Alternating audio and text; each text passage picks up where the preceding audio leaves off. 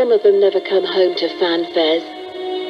They dump their kit bags down at the door, kiss their wives, and let their children wrestle them down to the kitchen floor. Switch the telly on, pour out a whiskey, search for the local football score. Some of them skip the quayside welcome, dodge the bunting and cannonade. Make their landfall in silent harbours. Nod to the Coast Guard, but evade the searchlight of public scrutiny, like those engaged in the smuggling trade. Some of them land at lonely airfields, far removed from the celebration. Hang in their flying gear in a locker, cadge a lift to the railway station. Make for home and take for granted the short-lived thanks of a grateful nation.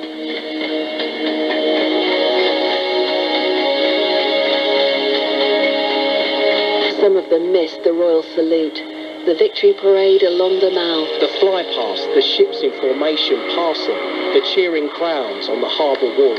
Remembered only by friends and relatives. Some of them never come home at all. At midday, this is Alan Dedicoat. It's the 8th of May, 1945. The German army has surrendered. The war in Europe is over.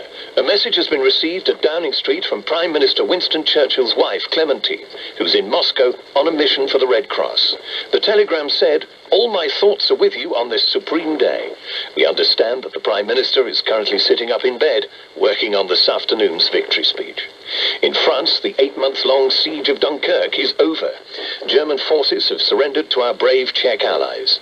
In the spirit of friendship, the Czechs offered the Germans their rations and showed them pictures of the recently liberated concentration camp of Belsen. German troops dismissed the photos as propaganda. Meanwhile, closer to home, the crew and actors at Denham Studios, working on Noel Coward's film Brief Encounter, have been given the day off. Cameras are being relocated to London to record today's revelry. And finally, talking of revelry, Mr. Churchill earlier received assurances from the Ministry of Food that there is enough beer in London for the celebrations. Our next news is at 1. This is Absolute Radio 40s. This is Absolute Radio 40s.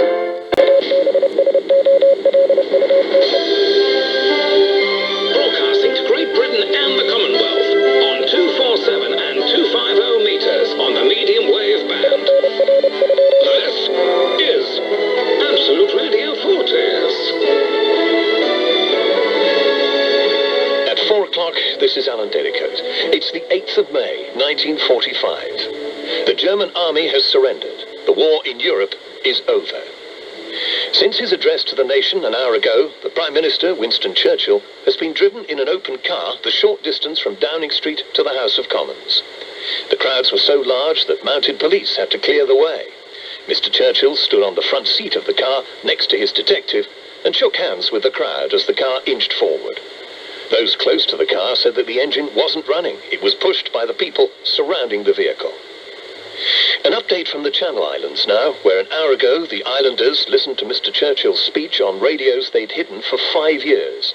They're celebrating the Prime Minister's reference to our dear Channel Islands. Any remaining swastikas are being torn down. And finally, it's a big moment for the King and his speech therapist, Lionel Logue, who's already arrived at the palace with his wife, Myrtle. This evening, the King will broadcast a speech to the nation and the Empire, which is expected to reach an audience of millions. Our next news is at 5. This is Absolute Radio 40s. This is Absolute Radio 40s. Hello and happy VE Day. I'm Dave Berry and I couldn't be more proud to be part of Absolute Radio 40s and this 75th anniversary celebration. If you played some part in the victory we're remembering today, then we salute you. If you knew someone who didn't come home, then we dedicate this station to their memory. If you're here because a grandparent, a parent, an auntie and uncle served in the forces, and you want a better understanding of what VE Day might have been like for them, then you're in the right place.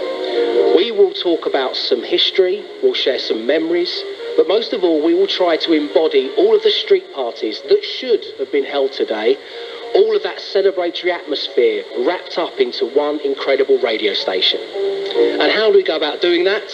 Well, with songs like this.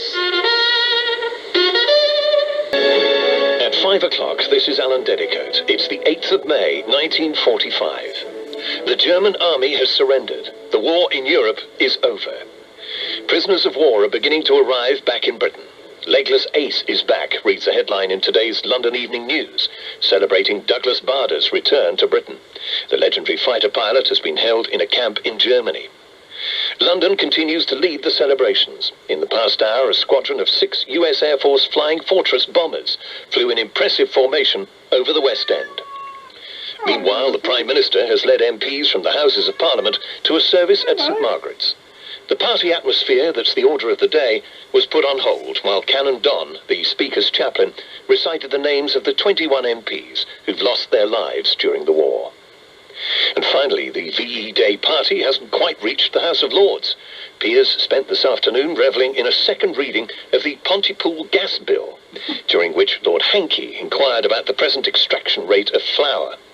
I hope your party is more exciting. Our next news is at 6. This is Absolute Radio 40s. This is Absolute Radio 40s.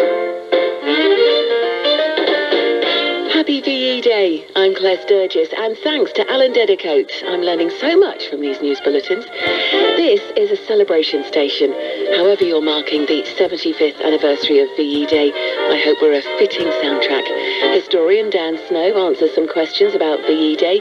Call the Midwife and Harry Potter star Miriam Margolyes shares her memories of 1945, and loads of incredible music, like this from Helen Forrest and Dick Haymes. It had to be you. Break out the bananas. It's Absolute Radio 40s. VE Day. It's time to celebrate.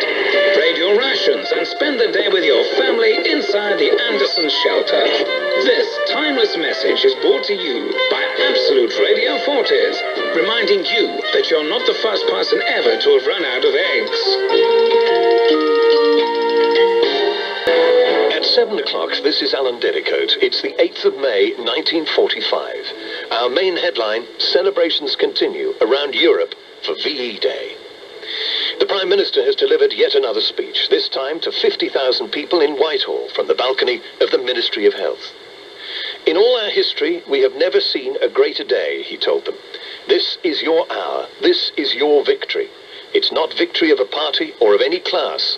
It's a victory of the great British nation as a whole. As Britain is on double British summertime, it won't be dark for a few hours, but already some of the bonfires made from wood, from bomb sites and broken furniture are being lit.